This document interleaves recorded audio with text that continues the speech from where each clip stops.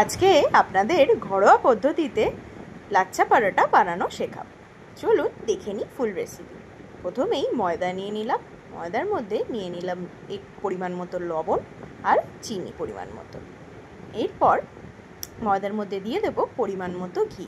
আমি এখানে 500 ময়দার দিয়ে লাচ্ছা পরোটা তৈরি করছি।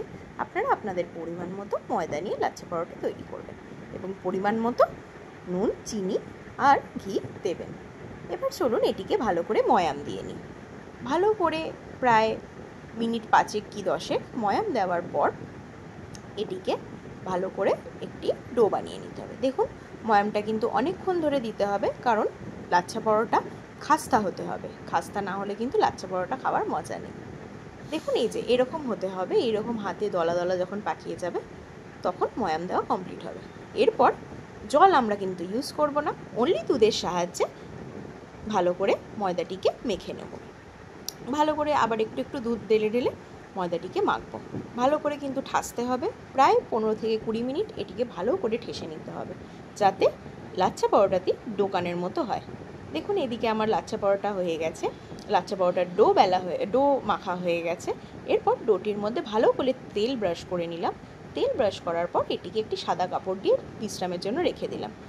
অ্যারাউন্ড আপনারা 30 মিনিট থেকে 1 ঘন্টা এটিতে বিশ্রামের জন্য রাখবেন। এরপর এটিকে একটি গোল রুটির মতো ভালো করে বেলে নিলাম। তারপরে মাঝে মাঝে মাঝখানে আপনারা এরমভাবে তেল ব্রাশ করে নেবেন। এইরকম স্টেপ ফলো করে আপনারা যদি লাচ্ছা পরোটা তৈরি করেন, বাড়িতে অসাধারণ খেতে হবে। এই লাচ্ছা পরোটা আপনারা নানা রকম গ্রেভির সাথে খেতে অসাধারণ লাগবে।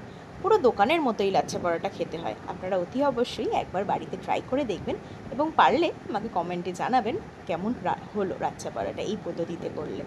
একদমই ঘরোয়া পদ্ধতি, উপকরণও খুবই সাদামাটা, যেগুলো আপনাদের বাড়িতে সচরাচরই থাকে। আপনারা একবার অতি অবশ্যই বানিয়ে দেখবেন, আপনাদের কাছে রিকোয়েস্ট রইল। তো চলুন, অনেকটা স্টেপ আমরা এগিয়ে গেছি।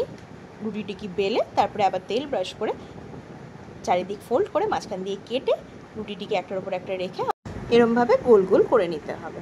ঠিক যেরকম দোকানে আমরা লাচ্ছা পরোটার গোলগুলোকে দেখে থাকি, সেই রকম লেচিগুলোকে দেখে থাকি দোকানে, ঠিক সেরকমই করে নিতে হবে। এরপর আবার সেটিকে হালকা হাতে ভালো করে তেল ব্রাশ করে আর একটু ময়দার গুঁড়ো দিয়ে লাচ্ছা পরোটাগুলিকে ভেজে নিতে হবে। এই রকম করলে আমাদের লাচ্ছা পরোটাতে যে আমাদের যে রাউন্ডগুলো বোঝা যায়, কাটা কাটা দাগগুলো, সেগুলো ভালো করে বোঝা যাবে। এরপর পরোটাটিকে ভালো করে তেলের সাহায্যে, সাদা তেলের সাহায্যে এপিট ওপিট করে ভেজে নিতে হবে। ব্যাস, পরোটা রেডি। বাড়িতে ট্রাই করবেন।